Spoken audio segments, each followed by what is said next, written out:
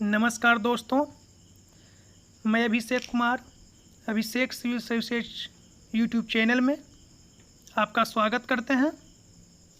दोस्तों, आज हम लोग नए चैप्टर नए एपिसोड के साथ उपस्थित हुए हैं। आधुनिक भारत के इतिहास का दूसरा चैप्टर, मुगल साम्राज्य का पतन तथा विघटन। इससे संबंधित कुछ कॉन्सेप्ट, कुछ फैक्ट को हम लोग देखेंगे। उसके बाद नेक्स्ट एपिसोड में इससे संबंधित प्रश्नों को हम हल करने का प्रयास करेंगे। तो दोस्तों, हम आते हैं अपने लेक्चर पे।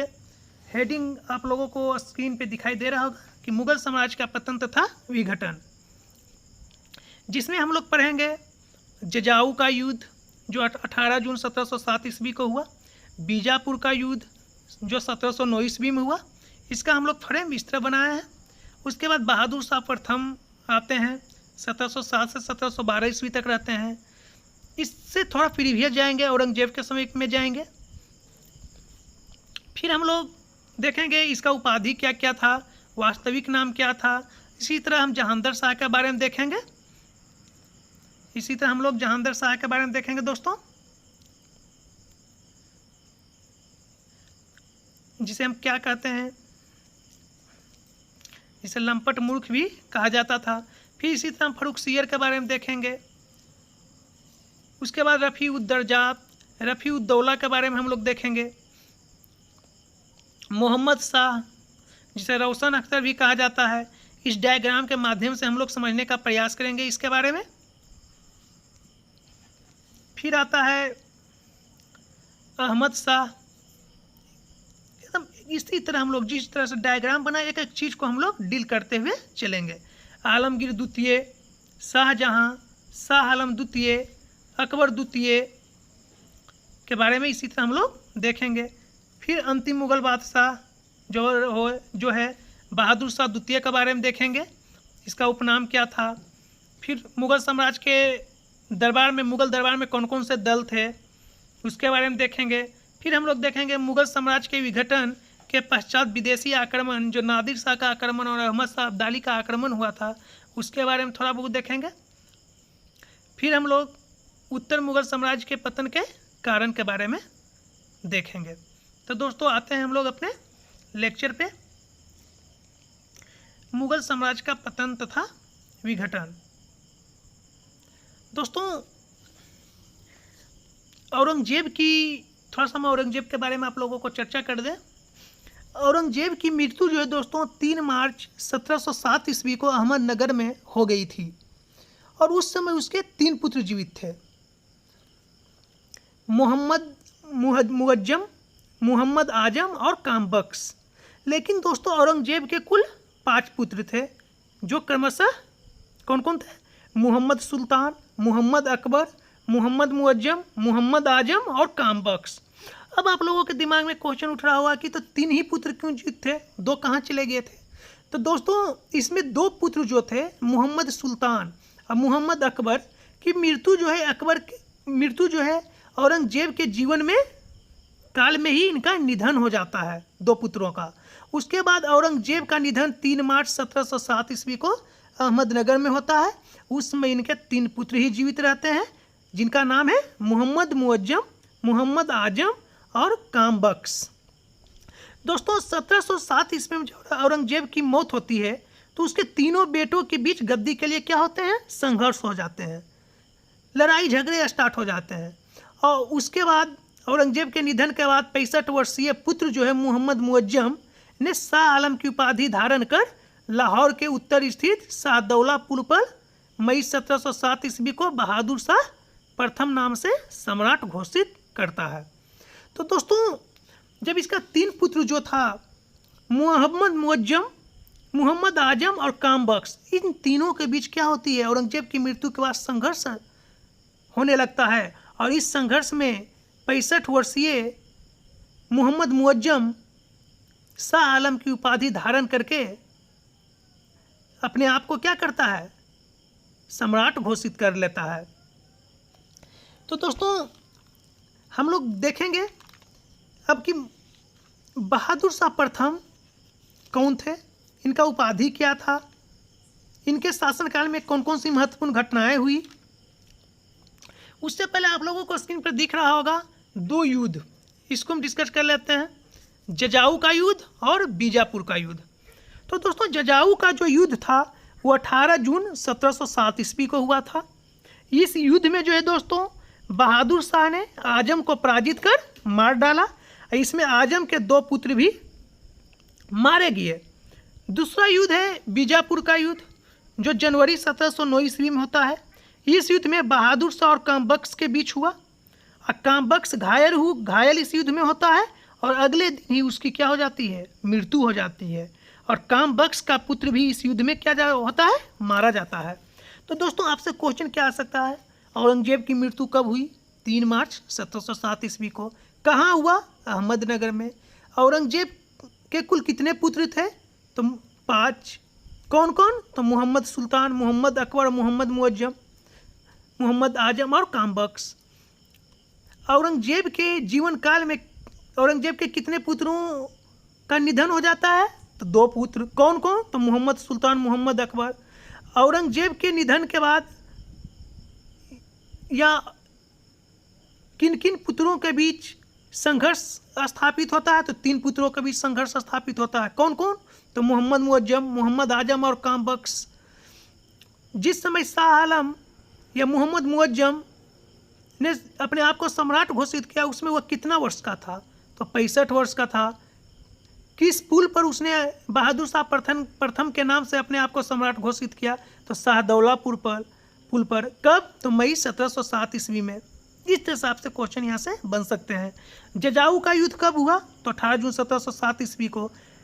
किसके किसके बीच हुआ? तो बहादुर शाह और आजम के बीच। इसमें आजम को बहादुर शाह क्या करता है? पराजित कर देता है और इसमें आजम के 2 पुत्र भी मारे जाते हैं। बीजापुर का युद्ध कब हुआ? तो जनवरी 1709 ईस्वी में। किसके किसके बीच? तो बहादुर शाह और कामबख्श के बीच। इस युद्ध में कामबख्श क्या होता है? घायल हो जाता है और अगले दिन ही उसकी मृत्यु हो जाती है। और इस युद्ध में कामबख्श का पुत्र भी युद्ध में क्या होता है? मारा जाता है।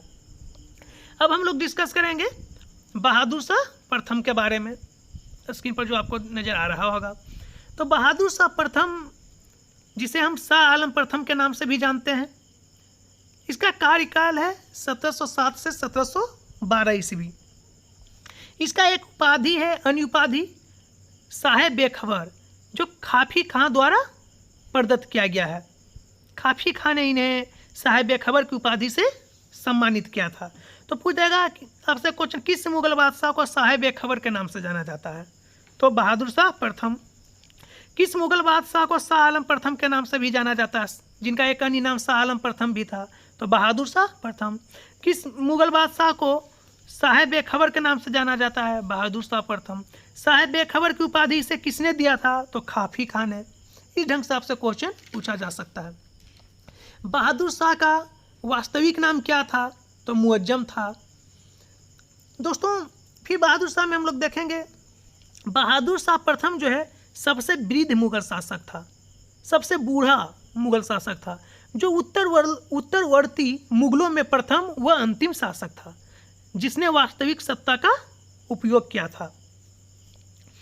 दोस्तों बहादुर शाह प्रथम ने गुरु गोविंद सिंह के साथ संधि कर और एक बड़ा मनसब देकर विद्रोही सिखों के साथ मेल मिलाप करने की कोशिश भी की थी, परंतु जब गुरु गोविंद सिंह की मृत्यु के बाद बंदा बहादुर के नेतृत्व में उन्होंने बगावत का झंडा पंजाब में बुलंद किया, तब बादशाह ने स्वयं विद्रोहियों के खिलाफ अभियान का नेतृत्व किया था।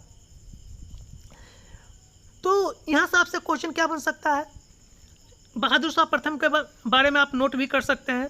पहला कि इसका वास्तविक नाम मुअज्जम था। साहेब बेखबर की उपाधि इसे दिया गया था खाफी खां द्वारा। तीसरा, संभाजी का बेटा साहू को औरंगजेब ने गिरफ्तार किया और बहादुर शाह प्रथम के माध्यम से आज़ाद हुआ। संभाजी का जो बेटा था साहू, उसको किसने गिरफ्तार किया था? औरंगजेब ने। लेकिन इसे आज़ाद कौन किया? तो बहादुर शाह प्रथम ने। फिर आपसे क्वेश्चन पूछ सकता है, इसे नोट करते जाइए आप लोग, कि गुरु गोविंद सिंह के साथ इसने शांति समझौता कर सिख विद्रोहों को समाप्त करने की कोशिश की, नहीं किया, समाप्त किया। फिर इसमें आप नोट कीजिए, इसने लाहौर में बंदा बहादुर को पराजित करता है। पूछ देगा किस मुगल बादशाह ने लाहौर में बंदा बहादुर को पराजित करता है? तो बहादुर शाह प्रथम। बहादुर प्रसाद प्रथम को औरंगजेब जहाँ दफन है वहीं कैंपस में औरंगाबाद में इसे भी दफनाया गया है। औरंगाबाद का नया नाम अभी क्या है? संभाजी नगर। बहादुर शाह ने बुंदेला सरदार छात्र साल से मेल मिलाप करता है और छत्र साल निष्ठावान सामंत बना रहा। बहादुर शाह ने जाट सरकार चूड़ामन से भी दोस्ती कर ली और चूड़ामन ने बंदा बहादुर के खिलाफ अभियान में बादशाह का साथ दिया। फिर दोस्तों बहादुर शाह के दरबार में 1711 ईस्वी में एक डच प्रतिनिधि शिष्टमंडल जोशुआ केटेलार के नेतृत्व में गया। इस शिष्टमंडल का दरबार में जोरदार स्वागत किया जाता है। इस स्वागत में एक पुर्तगाली स्त्री जूलियाना की महत्वपूर्ण भूमिका थी। इसे बीबी व फिदुआ उपाधियां भी दी गई थी। तो यहाँ आपसे क्वेश्चन पूछ सकता है कि बहादुर शाह के दरबार में कौन सा डच प्रतिनिधि शिष्टमंडल किसके नेतृत्व में बहादुर शाह के दरबार में आया था, कब आया था? इस ढंग से आपसे क्वेश्चन यहाँ से बनते हैं। लेकिन दोस्तों दुर्भाग्यवश 1712 ईस्वी में उसकी मृत्यु ने साम्राज्य को एक बार फिर से गिरी युद्ध में फंसा दिया। बहादुर शाह के मौत के बाद 1712 ईस्वी में जब इसका मौत होता है तो फिर से क्या होता है? गिरी युद्ध में मतलब इसका मृत्यु जैसा ही होता है वैसे ही साम्राज्य को एक बार फिर से गिरी युद्ध में क्या होता है? फंसा देता है। इसी गिरी युद्ध के कारण उसका शव 10 सप्ताह बाद दिल्ली में दफनाया जाता है। दोस्तों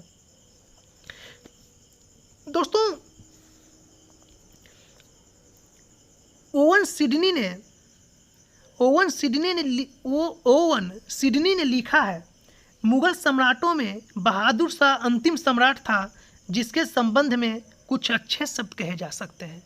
अब यहाँ से क्वेश्चन बनता है आपका, मुगल सम्राटों में बहादुर शाह अंतिम सम्राट था जिसके संबंध में कुछ अच्छे शब्द कहे जा सकते हैं। यह कथन किसका है? तो ओवन सिडनी का। बहादुर शाह की मृत्यु कब होती है? तो 1712 ईस्वी में। इसका शव को कितने सप्ताह बाद दफनाया जाता है? 10 सप्ताह बाद। कहाँ दफनाया जाता है? दिल्ली में। बहादुर शाह के दरबार में किसके नेतृत्व में डच प्रतिनिधि शिष्टमंडल आ गया था? तो जोशुआ केटेलार। कब? तो 1711 ईस्वी में। इस ढंग से आपसे क्वेश्चन यहाँ से बन सकते हैं। फिर दोस्तों यहाँ हम एक बंदा बहादुर का नाम लिए, उसके बारे में थोड़ा जान लेते हैं। बंदा बहादुर कौन था? तो बंदा बहादुर जो है डोगरा राजपूत थे। बंदा बहादुर का जन्म दोस्तों 16 अक्टूबर 1670 ईस्वी को पुंछ जिले के राजौरी गांव में हुआ था। बंदा बहादुर का बचपन का नाम लक्ष्मण देव था। यहाँ से क्वेश्चन उठ सकता है कि बंदा बहादुर का बचपन का नाम क्या था? तो लक्ष्मण देव। 1708 ईस्वी में दोस्तों नांदेड़ जो महाराष्ट्र में है, नांदेड़ नामक स्थल पर बंदा बहादुर की मुलाकात गुरु गोविंद सिंह से हुई।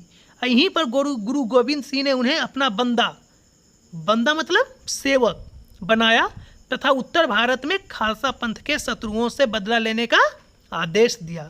किसने दिया? गुरु गोविंद सिंह ने। बंदा बहादुर की सबसे महत्वपूर्ण विजय दोस्तों 1710 ईस्वी में सरहिंद की विजय थी। इस युद्ध में मुगल गवर्नर वजीर खां मारा गया था। बंदा बहादुर को उनके शिष्य सच्चा सम्राट कहते थे। बंदा बहादुर को उनके शिष्य क्या कहते थे? सच्चा सम्राट। बंदा बहादुर जो है दोस्तों हिमालय की श्रेणियों में स्थित मुखलिसगढ़ के किले की मरम्मत कराई तथा उसका नाम क्या रखा? लौहगढ़ रखा था। इन्होंने जमींदारी पर था वह जजिया कर वसूली का भी अंत कर दिया था। लेकिन फर्रुखसियर के समय में 1716 ईस्वी में बंदा बहादुर को दिल्ली में क्या दे दिया जाता है? फांसी दे दिया जाता है। तो यहाँ से क्वेश्चन आपसे कैसे बनेगा? बंदा बहादुर किस जाति किस धर्म के थे? तो डोगरा राजपूत थे। इनका जन्म कहाँ हुआ? तो 16 अक्टूबर 1670 ईस्वी को पुंछ जिले के राजौरी गांव में हुआ।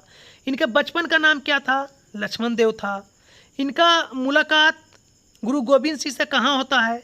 तो नांदेड़ में। नांदेड़ अभी कहाँ स्थित है? महाराष्ट्र में। बंदा बहादुर की सबसे महत्वपूर्ण विजय कौन है? तो सरहिंद की विजय। कब? तो 1710 ईस्वी में। किस युद्ध में मुगल गवर्नर वजीर खां मारा गया? तो सरहिंद की विजय में। किसके द्वारा? तो बंदा बहादुर के द्वारा। बंदा बहादुर को उनके शिष्य क्या कहते हैं? सच्चा सम्राट। इस ढंग से आपसे क्वेश्चन यहाँ से बन सकता है। बंदा बहादुर को किस मुगल बादशाह के समय फांसी दिया गया? तो फर्रुखसियर के समय। कब? तो 1716 ईस्वी में। तो ये बंदा बहादुर के बारे में थोड़ा सा जानकारी था। दोस्तों, जब बहादुर शाह की मौत के बाद जो गिरी युद्ध हुआ उसमें उसका एक कम काबिल बेटा जहांदर शाह विजयी रहा। तो बहादुर शाह के भी 4 पुत्र थे, जहांदर शाह, अजीम उस शान, रफ़ी उस शान और जहान शाह। इनमें उत्तराधिकार का युद्ध हुआ दोस्तों, जिसमें उसका एक कम काबिल बेटा जहांदर शाह विजयी रहा, क्योंकि उसे उस समय के सबसे शक्तिशाली सामंत जुल्फिकार खां का क्या था? समर्थन मिला हुआ था, इसीलिए वह उसकी क्या होती है? जीत हो जाती है। तो हम आते हैं अब जहांदर शाह के बारे में थोड़ा आपसे डिस्कस कर लेते हैं।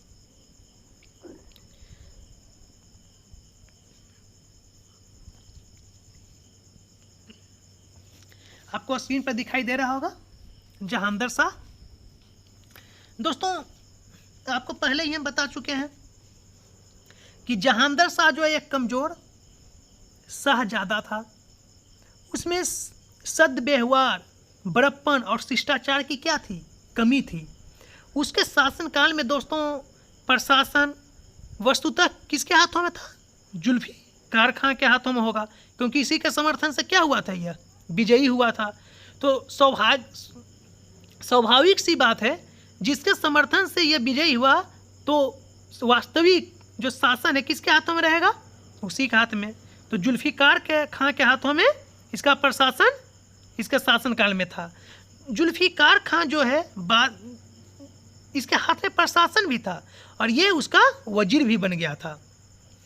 जुल्फिकार खां के पिता अरशद खां को वकील नियुक्त किया गया। ये दोनों बाप बेटे जो हैं ईरानी अमीरों के क्या थे? नेता थे। दोस्तों, जुल्फिकार खां ने भारतीय असंतुष्ट वर्ग को संतुष्ट करने का प्रयास किया। उसने जयसिंह को मालवा का सूबेदार नियुक्त कर देता है तथा मिर्जा राजा की पदवी दी। ये कुछ जुल्फिकार खां के बारे में हम आपको बताने का प्रयास किए। तो जहांदर शाह पे आते हैं।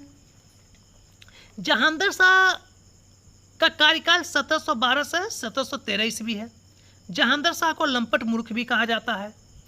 जहांदर शाह जो है पहला कठपुतली शासक था। जहांदर शाह का लाल हुकूमत के साथ इसके बहुत अच्छे संबंध थे। इसका जो है लाल हुकूमत के साथ बहुत ही अच्छा संबंध था। आमेर के जयसिंह को मिर्जा राजा सवाई को पदवी दी गई और उन्हें मालवा का सूबेदार बना दिया गया। इसके जयसिंह को मिर्जा राजा जयसिंह की उपाधि दी गया था और एक जजिया एक कर था। इस कर को मोहम्मद बिन कासिम ने सिंध में लागू किया था। यह कर सिर्फ गैर मुसलमानों से लिया जाता था। दोस्तों, ये हम जजिया कर के बारे में थोड़ा डिस्कस कर दें। जजिया कर को सुरक्षा कर भी कहा जाता था, लेकिन जजिया कर को मोहम्मद शाह रंगीला ने क्या किया था? समाप्त किया था। दोस्तों, आपको पता होगा कि जहांदर शाह का यह हिंद शासन जल्द ही जनवरी 1713 में आगरा में उसके अपने भतीजे फर्रुखसियर के हाथों हार जाने पर क्या होता है? समाप्त हो जाता है। उसके बाद कौन आ जाएगा? फर्रुखसियर। दोस्तों, जहांदर शाह जो है लाल कुंवारी नामक वेश्या पर आसक्त था। उसने उसके रिश्तेदारों को उच्च पदों पर नियुक्त किया और जहांदर के भतीजे फर्रुखसियर ने सम्राट के पद का क्या किया था? दावा किया था। और उसकी सहायता यहाँ कौन करते हैं? सैयद बंधुओं की एंट्री हो जाती है। और आगरा में जहांदर के साथ 1713 ईस्वी में युद्ध हुआ और जहांदर क्या होता है? पराजित हुआ और बाद में उसकी क्या कर दी जाती है? खल्लास, मतलब हत्या कर दी जाती है। तो दोस्तों, उसके बाद शासन आ जाता है किसका? फर्रुखसियर का, 1713 से 1719। दोस्तों, इसमें आपसे क्वेश्चन पूछा जा सकता है कि फर्रुखसियर किसके मदद से शासक बना? तो सैयद ब्रदर्स के मदद से, सैयद बंधु के मदद से। सैयद ब्रदर्स 2 थे, अब्दुल्ला खान और हुसैन खान। और फर्रुखसियर जो है अब्दुल्ला खान को वजीर और हुसैन खान को मीर बख्शी मतलब सेनापति बनाया। इस समय सैयद बंधु जो थे दोस्तों किंग मेकर के रूप में थे। इसने फर्रुखसियर जो है ईस्ट इंडिया कंपनी को एक फरमान के माध्यम से व्यापारिक छूट प्रदान करता है 1717 ईस्वी में। इसी को मैग्ना कार्टा कहा जाता है, जिसका डिस्कशन हम यूरोपियन कंपनियों के आगमन में कर चुके हैं। और फर्रुखसियर जो है राजा भी शासक भी किसके सहायता से बनता है? सैयद ब्रदर्स के। और इसका हत्या भी किसके हाथों होता है? सैयद ब्रदर्स के ही हाथों होता है। सैयद बंधु के हाथों ही इसका हत्या होता है। दोस्तों फर्रुखसियर जो है जयसी को सवाई की उपाधि दी और फर्रुखसियर के आदेश द्वारा जुल्फिकार खां को धोखा देकर मार डाला गया तथा उसकी संपत्ति क्या कर ली गई थी? जब्त कर ली गई थी। उसके बाद दोस्तों फर्रुखसियर के समय में ही 1716 ईस्वी में बंदा बहादुर को दिल्ली में क्या दी जाती है? फांसी दे दी जाती है, जो बंदा बहादुर में हम डिस्कस कर चुके हैं। और 1717 ईस्वी में अंग्रेजों को व्यापारिक लाभ का एक शाही फरमान भी जारी करता है, जिसके द्वारा उन्हें क्या मिलता है? व्यापार में छूट मिलता है। तो ये फर्रुखसियर से संबंधित कुछ महत्वपूर्ण बातें थी। यहाँ एक आता है सैयद बंधु, जिसके बारे में हम लोग डिस्कस किए। तो सैयद बंधु कौन थे? तो अब्दुल्ला खां और हुसैन अली खां दो भाई थे, जो राजा बनाने वाले किंग मेकर के नाम से विख्यात थे। 1713 ईस्वी में फर्रुखसियर की ओर से उत्तराधिकारी युद्ध में भाग लेकर उसे विजयी बनाया और फर्रुखसियर ने सैयद हसन अली अब्दुल्ला खां को अपना वजीर बनाया तथा अब्दुल्ला खां को बहादुर, यमीन उद दौला, यार सफादार की उपाधि भी दी और छोटे भाई हुसैन अली खां को मीर बख्शी नियुक्त कर अमीर उल उमा, बहादुर फिरोज जंग, उमादुल मुल्क की उपाधि फर्रुखसियर ने प्रदान की। तो इस ढंग से आपसे क्वेश्चन यहाँ बन सकता है कि सैयद हसन अली को अपना वजीर किसने नियुक्त किया? तो फर्रुखसियर ने। इसे कौन कौन सा उपाधि दिया गया अब्दुल्ला खां को? तो बहादुर, यमीन उद दौला, यार सफादार की उपाधि दी गई। इस ढंग से आपसे यहाँ से क्वेश्चन बन सकता है। जहांगीर शाह से आपसे क्वेश्चन क्या बन सकता है? जहांगीर शाह जो था किस वंश का प्रथम अयोग्य शासक था? तो तिमूरी वंश का। लंपट मूर्ख किसे कहा जाता है? जहांगीर शाह को। जहांगीर शाह के शासनकाल में प्रशासन जो है किसके हाथों में था? तो जुल्फिकार खां के हाथों में था। जो जुल्फिकार खां जहांगीर शाह के शासनकाल में कौन से पद पे था? तो वजीर बन गया था। और जुल्फिकार खां के पिता असद खां को वकील नियुक्त किया गया था। फिर आपसे यहाँ से क्वेश्चन पूछ सकता है आपसे कि मराठा शासक को दक्कन की चौथ व सरदेश मुखी किस शर्त पर दी गई? तो दोस्तों आपको मालूम होगा कि मारवाड़ के अजीत सिंह को महाराजा की पदवी दी गई और गुजरात का सूबेदार क्या करता है? नियुक्त किया गया। और जहांगीर के समय में ही जजिया कर को समाप्त कर दिया गया और मराठा शासक को दक्कन की चौथ व सरदेश मुखी इस शर्त पर दी गई कि उनकी वसूली मुगल अधिकारी करेंगे और फिर मराठा अधिकारियों को क्या करेंगे? दे देंगे। तो कुछ इससे संबंधित सरदेश मुखी क्या होता है, चौथ क्या होता है, इससे संबंधित फैक्ट कॉन्सेप्ट हम मराठा में डिस्कस करेंगे। फिर इसके बाद जहांगीर शाह जो है के भतीजे फर्रुखसियर ने सम्राट के पद का दावा करता है और उसकी सहायता कौन करते हैं? सैयद बंधु। और आगरा में जहांगीर के साथ 1713 ईस्वी में युद्ध होता है और जहांगीर पराजित होता है और उसकी हत्या कर दी जाती है। फर्रुखसियर के बारे में भी हम आपसे डिस्कस कर चुके हैं। इससे आपसे क्वेश्चन क्या बनेगा कि फर्रुखसियर को किसके माध्यम से फर्रुखसियर की जीत हुई? तो सैयद बंधुओं के माध्यम से, सैयद ब्रदर्स के माध्यम से। फर्रुखसियर ने अपना वजीर किसे नियुक्त किया? अब्दुल्ला खान को। फर्रुखसियर ने अपना सेनापति किसे बनाया? तो हुसैन खान को। फर्रुखसियर किसके हाथों मारा गया? तो सैयद ब्रदर्स के हाथों मारा गया। फिर आपसे यहाँ से क्वेश्चन क्या बन सकता है? यहाँ से आपसे क्वेश्चन बन सकता है कि फर्रुखसियर के शासन काल में सैयद बंधुओं ने फर्रुखसियर को कब गद्दी से उतार दिया और उसे मार दिया? तो 1719 ईस्वी में। इस ढंग से यहाँ से आपसे क्वेश्चन बन सकते हैं, जो 3-4 महत्वपूर्ण फैक्ट थे जिसे मैंने डिस्कस करने की कोशिश किया। फिर उसके बाद आते हैं रफ़ी उद दरजार, जो आपको स्क्रीन पर दिखाई दे रहा होगा। रफ़ी उद दरजार 28 फरवरी से 4 जून 1719 ईस्वी तक। दोस्तों, यह सबसे कम समय तक शासन करने वाला मुगल शासक था। रफ़ी उद दरजात जो था, सबसे कम समय तक शासन करने वाला मुगल शासक था। यहाँ से बस एक ही क्वेश्चन आपसे बनेगा, रफ़ी उद दरजात का शासन काल क्या था? दूसरा क्वेश्चन बन सकता है कि सबसे कम समय तक शासन करने वाला मुगल शासक कौन था? तीसरा आपको उत्तर मुगल काल का क्रम सजाने के लिए दे देगा। बस 3 तरह से यहाँ से क्वेश्चन आपसे पूछे जा सकते हैं, उससे ज़्यादा क्वेश्चन यहाँ से नहीं पूछे जाएंगे। लेकिन इस काल की महत्वपूर्ण घटना जो है, इस काल की महत्वपूर्ण घटना क्या था? स्क्रीन पर आपको दिखाई दे रहा होगा, निकुसियर का विद्रोह एक इस काल की महत्वपूर्ण घटना है। रफ़ी उद दरजात के समय की महत्वपूर्ण घटना यही है। तो दोस्तों, यह जो है सबसे कम समय तक शासन करने वाला मुगल शासक था। इसे भी सैयद बंधुओं ने ही गद्दी पर बिठाया था।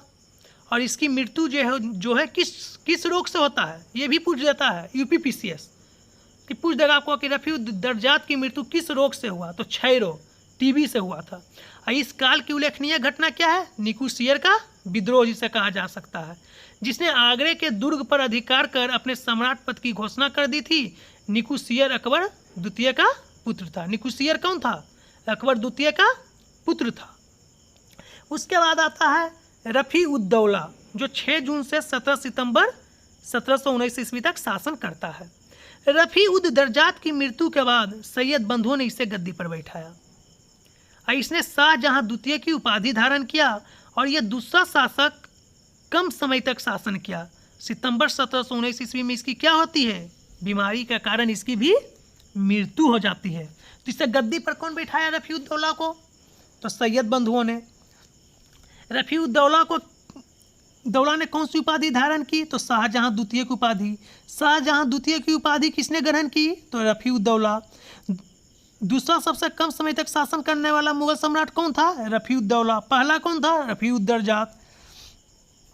रफ़ी उद दौला के शासनकाल में अजीत सिंह अपनी विधवा पुत्री को मुगल हरम से वापस ले गया, जिसने पुनः हिंदू धर्म स्वीकार कर लिया। और रफ़ी उद दौला अफीम का आदी एक बीमार युवक था। किसका आदी था? अफीम का। रफ़ी उद दौला की मृत्यु किस बीमारी का कारण हुई? तो पेचिस नामक बीमारी के कारण इसकी मृत्यु होती है।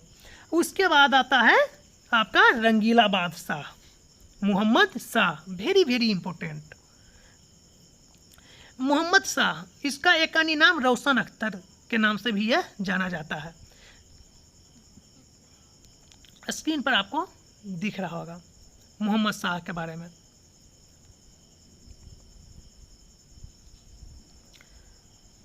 मोहम्मद शाह के बारे में देखिए, आप इस ढंग से आप चार्ट बनाइए, डायग्राम बनाइए, जिससे आपको रिवीजन करने में आसानी हो।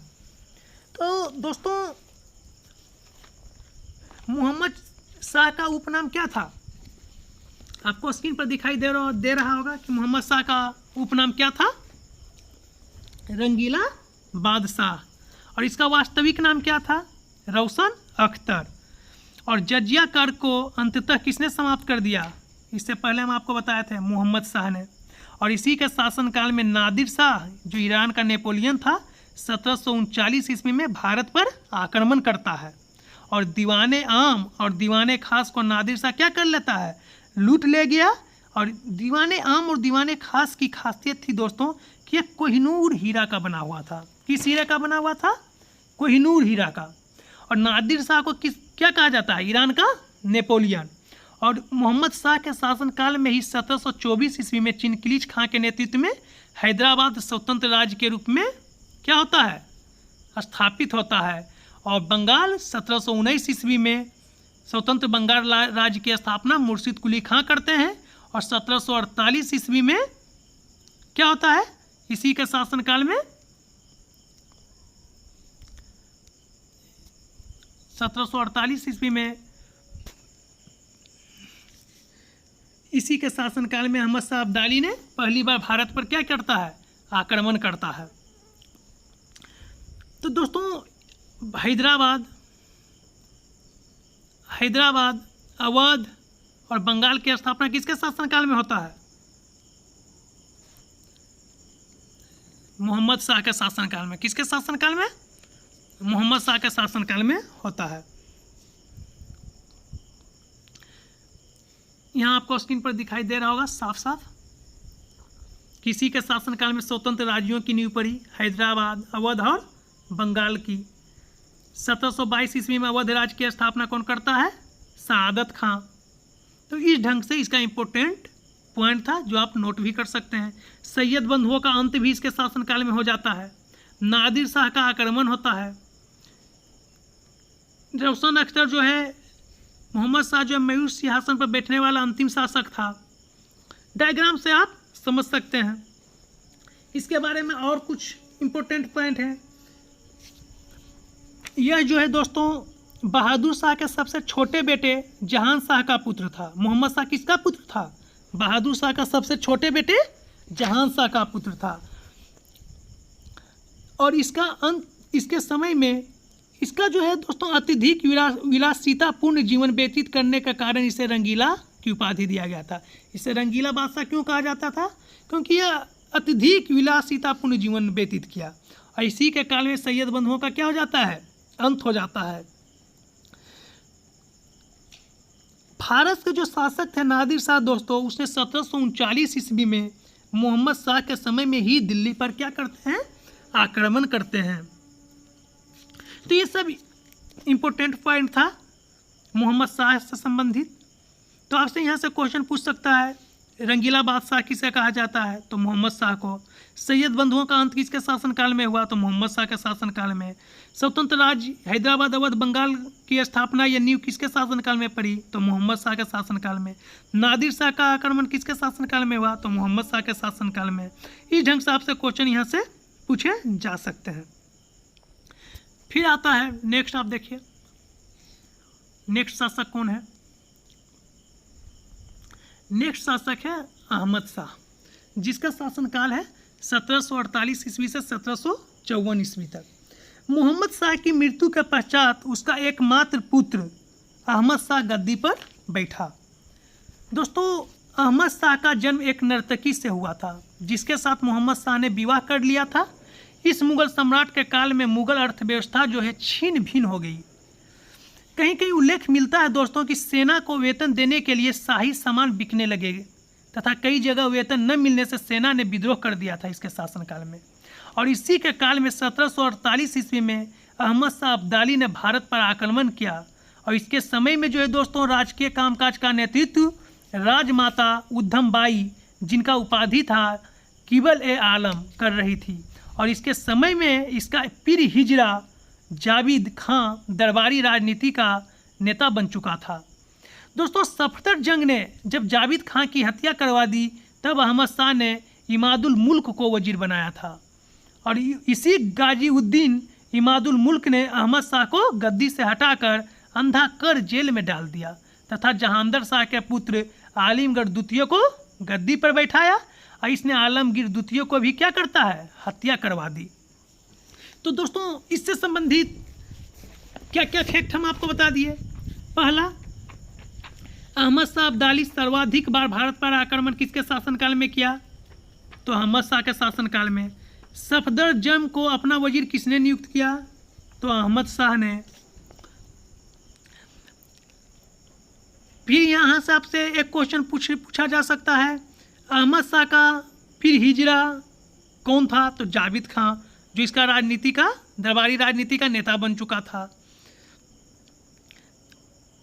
फिर यहाँ से आपको क्वेश्चन बन सकता है कि अहमद शाह का जन्म एक नर्तकी से हुआ था, तो वहाँ ऑप्शन दे देंगे नर्तकी, फिल्मकार। इस ढंग से भी आपसे क्वेश्चन पूछे जा सकते हैं। तो अहमद शाह से मात्र 2 पॉइंट आप याद रखिएगा, 2 फैक्ट कि सर्वाधिक बार भारत पर आक्रमण किसके शासनकाल में हुआ, तो अहमद शाह के शासनकाल में। सफदरजंग को अपना वजीर किसने नियुक्त किया? तो अहमद शाह ने। अहमद शाह ने अपना वजीर किसे नियुक्त किया? तो सफदरजंग को। अहमद शाह किसका बेटा था? तो मोहम्मद शाह का एकमात्र पुत्र था। इस ढंग से आपसे यहाँ से क्वेश्चन पूछ सकते हैं। फिर दूसरा है आलमगीर द्वितीय। आलमगीर द्वितीय जिसका शासनकाल है 1754 ईस्वी से 1758 ईस्वी तक। 1757 का प्लासी का युद्ध इसी के शासनकाल में होता है और इसका वास्तविक नाम अजीजुद्दीन था और इसके काल में भी अब्दाली दिल्ली पर आक्रमण करता है। तो इससे संबंधित 3 पॉइंट महत्वपूर्ण थे जो हम आपको यहाँ स्क्रीन पर आपको दिखाई दे रहा होगा। इसका वास्तविक नाम क्या था? अजीजुद्दीन। इसके काल में भी अब्दाली दिल्ली तक चढ़ गया और प्लासी के युद्ध के समय यही मुगल सम्राट था। पूछ देगा कि प्लासी के युद्ध के समय कौन मुगल सम्राट था? तो आलमगीर द्वितीय। इसका वास्तविक नाम क्या था? अजीजुद्दीन। इसके काल में भी अब्दाली दिल्ली पर आक्रमण करता है। उसके बाद दोस्तों शाहजहां तृतीय। इसका कोई ज़्यादा इम्पोर्टेंट नहीं है लेकिन क्रम से सजाने के लिए यूपीपीसीएस देता है, बारंबार क्वेश्चन इससे आया है। तो शाहजहां तृतीय का शासनकाल दोस्तों 1758 से 1759 ईस्वी है। आलमगीर द्वितीय की हत्या के समय उसका पुत्र अली गौहर बिहार में था, जहां इसने शाह आलम द्वितीय के नाम से स्वयं को बादशाह घोषित कर दिया। इसी समय दिल्ली में इमादुल मुल्क ने कामबख्श के पौत्र मतलब पोता मुही उल मिल्लर को शाहजहां तृतीय के नाम से राज सिंहासन पर क्या करता है? बैठा देता है और इस प्रकार आलमगीर द्वितीय की मृत्यु के पश्चात मुगल साम्राज्य में 2 बादशाह 2 अलग अलग स्थानों पर क्या होते हैं? सिंहासन रूढ़ हुए। तो शाहजहां जो तृतीय था दोस्तों, ये आलमगीर द्वितीय का उत्तराधिकारी नहीं था, लेकिन यह मौका का फायदा उठाया और उस समय आलमगीर द्वितीय का बेटा शाह आलम द्वितीय कहाँ था?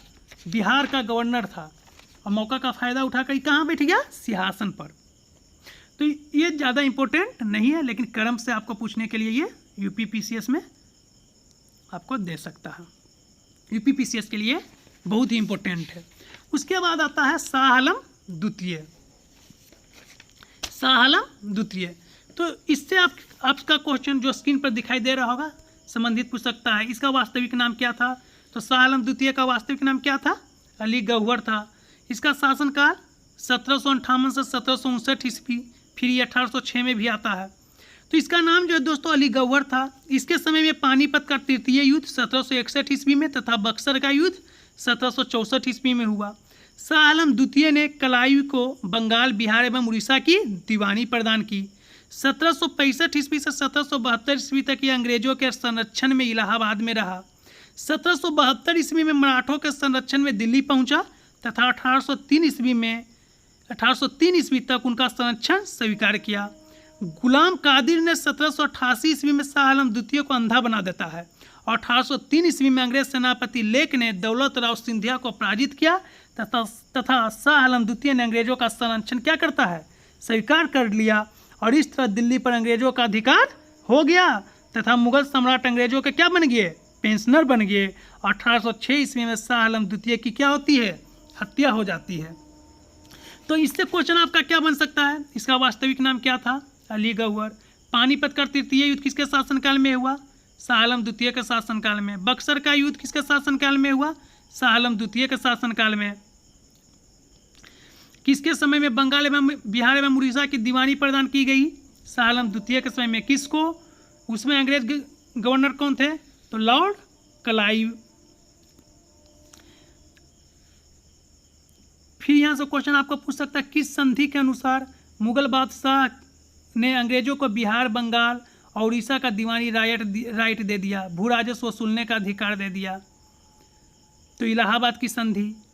बक्सर युद्ध के पश्चात जो हुआ था 1765 ईस्वी में शाह आलम द्वितीय और क्लाइव के बीच। फिर यहाँ से क्वेश्चन आ सकता है किस संधि के अनुसार शाह आलम द्वितीय अंग्रेजों का बंदी बन गया? तो इलाहाबाद संधि के अनुसार। अंग्रेजों ने दिल्ली पर कब्जा कब कर लिया? तो 1803 ईस्वी में शाह आलम द्वितीय के शासनकाल में। यहाँ से ये सब इंपॉर्टेंट क्वेश्चन बन सकते हैं। फिर आइए आप अकबर शाह द्वितीय, जिसे अकबर द्वितीय के नाम से भी जाना जाता है, 1806 से 1837 ईस्वी।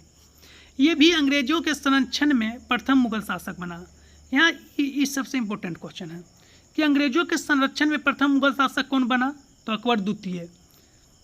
इसने राम मोहन राय को राजा की उपाधि दिया था, अकबर द्वितीय ने।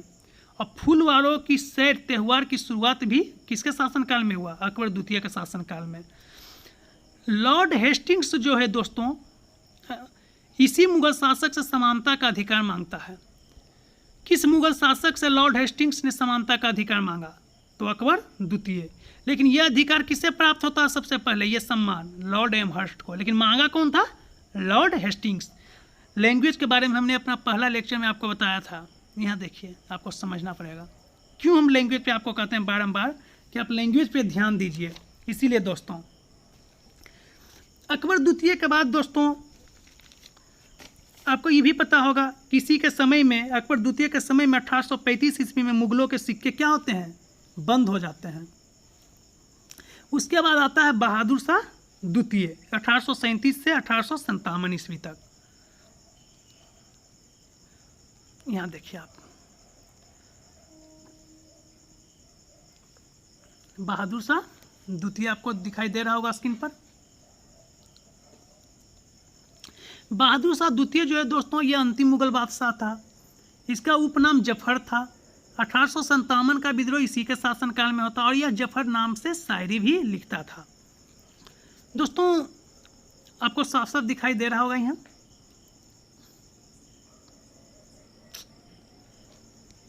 यहाँ देखिए दोस्तों, आप देख सकते हैं।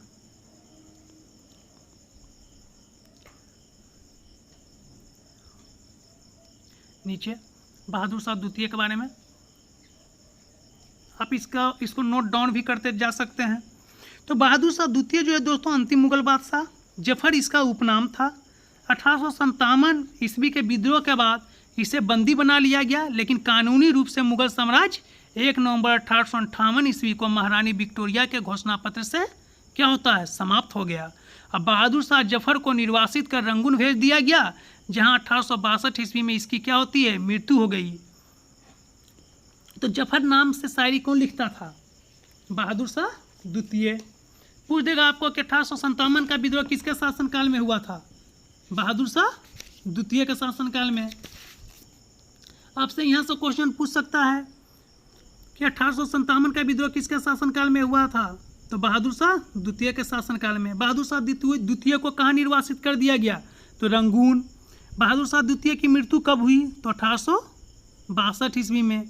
और इस प्रकार मुगल वंश का क्या हो जाता है, अंत हो जाता है। मुगल वंश का अंत बहादुर शाह द्वितीय के साथ मुगल वंश का अंत हो जाता है। दोस्तों एक बार हम आपको रिवीजन करवा देते हैं थोड़ा सा। अली गौहर किसका उपनाम था, यह किसका नाम था, तो शाह आलम द्वितीय का। 1803 ईस्वी में अंग्रेज सेनापति लेक ने दौलत राव सिंधिया को पराजित किया था तथा शाह आलम द्वितीय ने अंग्रेजों का संरक्षण स्वीकार कर लिया था। उसमें मुगल बादशाह कौन था, शाह आलम द्वितीय। शाह आलम द्वितीय एक अंधा शासक के रूप में राज किया था दोस्तों, आपको पता होगा। 1806 ईस्वी में शाह आलम द्वितीय की मृत्यु कब होती है, 1806 ईस्वी में।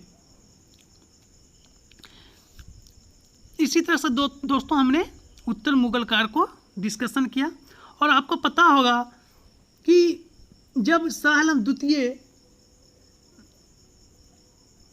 या अब शाह आलम द्वितीय जो था दोस्तों, इसे अली गौहर भी बोलता था। पानीपत का तृतीय युद्ध भी इसके शासनकाल में हुआ। और अंतिम मुगल बादशाह कौन था, बहादुर शाह द्वितीय।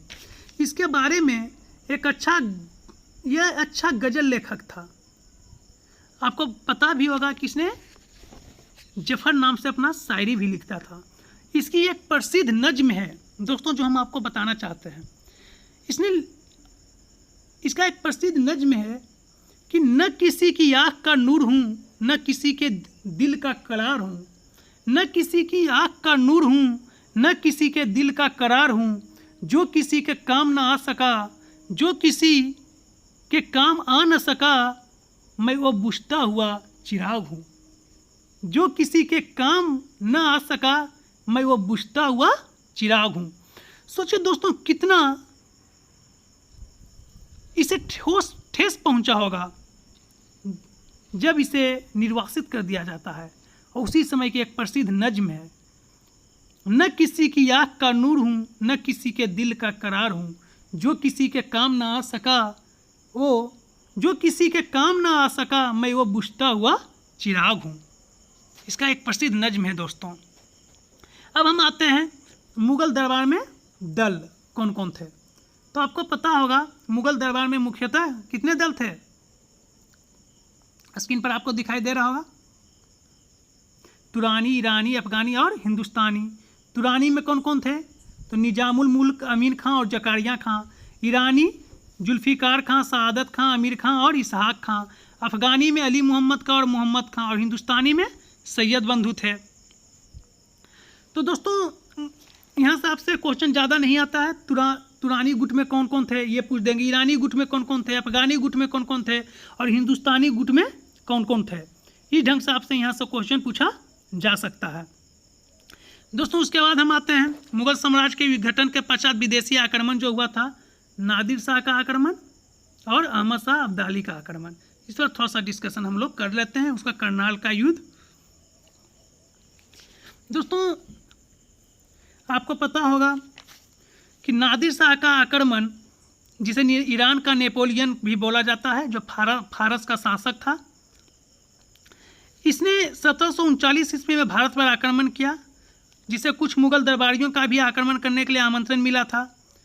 नादिर शाह जो था दोस्तों, वो 11 जून 1738 ईस्वी को गजनी नगर में प्रवेश किया और 29 जून 1738 ईस्वी को काबुल पर भी अधिकार कर लेता है। तो नादिर शाह के बारे में बस इतना ही दोस्तों। पीटी के पॉइंट ऑफ व्यू से अहमद शाह अब्दाली का आक्रमण भी भारत पर होता है। नादिर शाह का वध जो है दोस्तों 1747 ईस्वी में किए जाने के बाद अहमद शाह अब्दाली कंधार का स्वतंत्र शासक बन बैठा और शीघ्र ही उसने काबुल को जीत लिया और आधुनिक अफगान राज्य की क्या रख दिया, नींव रख दिया। और नादिर शाह के वैध उत्तराधिकारी के रूप में उसने पश्चिमी पंजाब पर अपना दावा कर लिया। अहमद शाह जो अब्दाली है दोस्तों, वो हिंदुस्तान के विरुद्ध 7 चढ़ाइयाँ की थी। मुख्य रूप से इन आक्रमणों का उद्देश्य भारत के धन को क्या करना था, लूटना था। और 1748 ईस्वी में उसका पंजाब पर प्रथम आक्रमण असफल रहा था और 1749 ईस्वी में उसने पुनः आक्रमण किया और पंजाब के गवर्नर मुइनुल मुल्क को परास्त करता है। और 1752 ईस्वी में इसने पंजाब पर तीसरा आक्रमण किया और सम्राट अहमद शाह ने अहमद शाह अब्दाली को सिंध तथा पंजाब का प्रदेश क्या करता है, दे देता है। और 1753 ईस्वी में मुइनुल मुल्क की मृत्यु हो जाने पर वजीर इमादुल मुल्क ने अदीना बेग खां को पंजाब का सूबेदार नियुक्त करता है और अहमद शाह अब्दाली जो है इसे पंजाब के कार्य में हस्तक्षेप बतलाया और नवंबर 1756 ईस्वी में वह भारतीय सीमाओं का उल्लंघन कर उसमें क्या करता है, प्रवेश कर जाता है। दोस्तों मार्च 1758 ईस्वी में मराठा सरदार रघुनाथ राव दिल्ली पहुंचा और उसने नजीब उद्दौला को दिल्ली से क्या करता है, निकाल दिया और फिर पंजाब को लूटा और अंत में अदीना बेगा खां को पंजाब का गवर्नर नियुक्त कर लौट गया। अहमद शाह अब्दाली जो है दोस्तों मराठों से बदला लेने के लिए पुनः भारत पर आक्रमण करता है और फलस्वरूप पानीपत का तृतीय युद्ध 14 जनवरी 1761 ईस्वी को हुआ, जिसने मराठों की पूर्णतया हार हुई। अब्दाली ने 20 मार्च 1761 ईस्वी को दिल्ली छोड़ने से पहले पुनः शाह आलम द्वितीय को सम्राट, नजीब उद्दौला की मीरबख्शी और इमादुल मुल्क को वजीर नियुक्त किया। अहमद शाह अब्दाली जो है दोस्तों भारत में 6ठी बार मार्च 1764 ईस्वी में आया। अब्दाली का उद्देश्य उस समय क्या था, सिखों को सजा देना था जिन्होंने पंजाब में अपनी शक्ति बढ़ा ली थी, परंतु उसने अफगानिस्तान में आंतरिक व्यवस्था उत्पन्न हो जाने का कारण क्या हुआ, वापस लौट जाना पड़ा। और अब्दाली खां का 7वां और अंतिम आक्रमण मार्च 1767 ईस्वी में हुआ, परंतु यह आक्रमण क्या होता है, यह भी आक्रमण असफल रहा और सिखों को कुचल नहीं सका। ही इसका था ये दोनों का, अहमद शाह अब्दाली और नादिर शाह के बारे में। फिर करनाल का युद्ध कब हुआ था, तो 24 फरवरी 1739 ईस्वी को। बस एक क्वेश्चन यहाँ से यही बनेगा कि करनाल का युद्ध कब हुआ था, याद रखना 24 फरवरी 1739 ईस्वी को। फिर दोस्तों उत्तर मुगल साम्राज्य के पतन का कारण क्या थे, तो उत्तर मुगल साम्राज्य के पतन के बहुत कारण थे, जिसमें कुछ प्रमुख थे। पहला कि जागीरदारी व्यवस्था का संकट, दूसरा था स्थिर केंद्रीय प्रशासन का अभाव, तीसरा था औरंगजेब की धार्मिक असहिष्णुता की नीति, चौथा था दक्कन सैन्य अभियानों में अधिक धन व्यय, पांचवा था अयोग्य उत्तराधिकारी, फिर आप कह सकते हैं छठा विदेशी आक्रमण जो आपने देखा, सातवां था सैनिक दुर्बलताएं, और आठवां था दरबार में गुटों का उदय। ये सभी प्रमुख कारण थे उत्तर मुगल साम्राज्य के पतन के। तो दोस्तों मैं आशा करता हूँ कि ये लेक्चर आपको पसंद आया होगा।